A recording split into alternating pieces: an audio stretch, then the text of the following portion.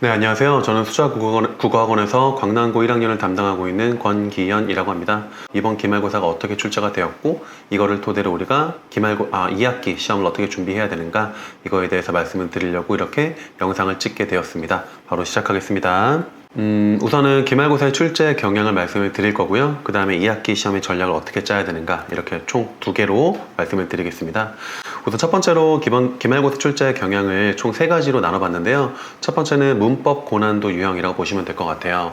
이번 중간고사는 서술형이 없었기 때문에 문법 시험에서 고난도 문제가 분명히 출제가 될 것이다 라고 예상을 했는데, 이번에 피동과 사동에서 고난도 문제 2문제가 출제가 되었습니다. 첫 번째는 피동과 사동을 구분하는 문제, 그리고 이중 피동과 사동 피동을 구분하는 문제가 첫 번째 유형이라고 보시면 될 것 같아요.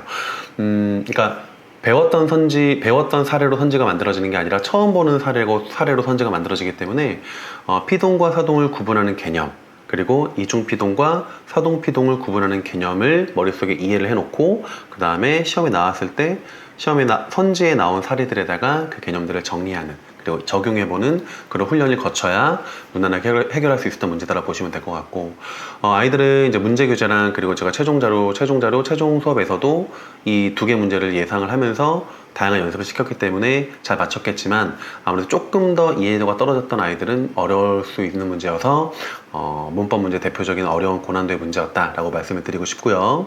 두 번째는 개수 고르기 유형의 문제라고 보시면 될 것 같아요. 중간고사부터 이번 광남고 시험의 특징이라고 제가 말씀을 드렸었는데, 이번 시험에서도 기말고사에서 중간고사 마찬가지로 총 3개 문제가 개수 고르기로 출제가 돼서, 이런 문제는 선지 하나가 헷갈리게 됐을 때 다른 선지를 정확히 안다 하더라도 대충 때려 맞출 수 있는 문제가 아니라 다 틀리게 돼버리는 문제이기 때문에 선지 하나하나에 대해서 분석하고 판단하고 질의응답과 확인까지 거친, 그러니까 문제교재의 다양한 선지들에 대해서 확인까지 거친 학생들이 잘 볼 수 있는 문제라고 보시면 될 것 같고, 이런 문제 경향은 2학기 시험에서 분명히 출제가 될 것이다. 그러니까 학원 문제교재에 언급된 선지들을 절대 놓치지 말아야 될 이유가 이런 문제 유형에 있다고 보시면 될 것 같습니다. 세 번째는 외부 지문 유형이라고 보시면 될 것 같아요. 중간고사 마찬가지로 기말고사에서도 외부 지문이 나왔는데, 이번 시험에서는 현대시가 총 3편이 나왔습니다. 뭐가 나왔냐면 뿌리에게, 승무, 고향, 이렇게 3개가 나왔고, 표현법에서는 공감각적 심상이 외부 지문으로 출제가 됐어요. 자, 이 작품들 중에서 이제 정지용의 고향이라는 시는 우리 정지용의 향수라는 시와 연결돼서 출제될 확률이 있었기 때문에 외부 지문 수업에서 다뤘거든요.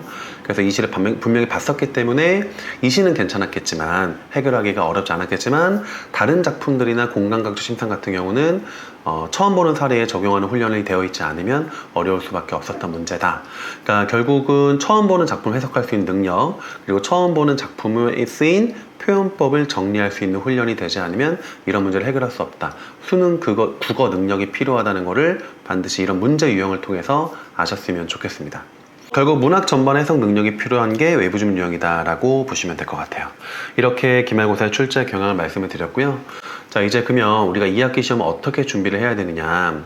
우선 제 예상컨대 2학기 중간고사는 어려워질 것입니다. 그 이유는 첫 번째로 이번 기말고사와 다르게 서술형이 존재할 것이에요. 2학기 중간고사는 서술형이 있고 기말고사는 서술형이 없습니다. 그래서 중간고사에 서술형이 존재하기 때문에 감점의 여지가 많을 수밖에 없고, 그것보다 더 중요한 것은 서술형이 존재하면 아이들이 서술형 문제를 고민하고 쓰는데, 그리고 문법과 맞춤법을 고려하는데 시간이 오래 걸릴 수밖에 없기 때문에, 이제 서술형 문제 때문에 적어도 시간을 10분 정도는, 10분 이상 또 잡아먹을 수도 있고요. 그렇게 되면 이제 결국 시간 관리에 문제가 생길 수밖에 없다라는 점이 이번 1학기 중간고사의 시험이 어려웠거든요. 그런 결과 같은 부분이라 보시면 될 것 같습니다. 그래서 2학기 중간고사는 1학기 기말고사보다 좀 어려워질 것이다. 서술형의 존재로 인한 시간 관리의 중요성이 언급될 것이다 라고 말씀을 드리는 거고, 두 번째는 이제 서술형이 없었기 때문에 1학기 기말고사에서 선택했던 문제 유형 2개가 모두 고르기랑 외부 지문이라고 보시면 될 것 같아요. 특히 외부 지문이 중간고사보다 많이 활용됐던 건 서술형이 없다는 부담이 있기 때문에 난도를 높이기 위해서 외부 지문을 많이 활용했는데, 지금 이 경향은 바뀌지 않을 겁니다. 그래서 2학기 시험에서도 특히 문학 문제 같은 경우는 모두 고르기랑 외부 지문이 많이 출제가 될 수밖에 없어요. 따라서 개념만 암기, 학교 프린트와 개념만 달달달 암기한다고 해서 잘 볼 수 있는 시험이 아니다. 많은 선지들을 접하고 그 선지들에 대한 본인의 이해, 그리고 이해했는지를 저랑 확인하는 절차가 필요하고, 그리고 처음 보는 외부 지문을 스스로 해석해내는 그런 훈련이 뒷받침되지 않으면 2학기 시험도 역시 어려울 것이다. 이런 능력을 이번 방학 수능 과정에서 많이 채우시기를 바라고, 내신 과정 시작되면 당연히 예상되는 외부 지문과 모두 고르기 문제의 어떤 해결법은 다시 알려드릴 거니까 마음의 준비를 하시고 2학기 시험을 준비하시면 될 것 같습니다. 조금 어려워질 거라서 2학기 시험은 조금 더 1학기 때보다는 마음을 단단히 공부하시면 될 것 같고, 1학기 시험에서 좋은 결과를 받은 학생들, 아니면 조금 실망스러운 결과를 받은 학생들 모두 2학기 시험에서는 지금보다 더 나은 결과를 얻을 수 있는 그런 공부 방향을 같이 만들어 봤으면 좋겠습니다. 여기까지 하겠습니다. 감사합니다.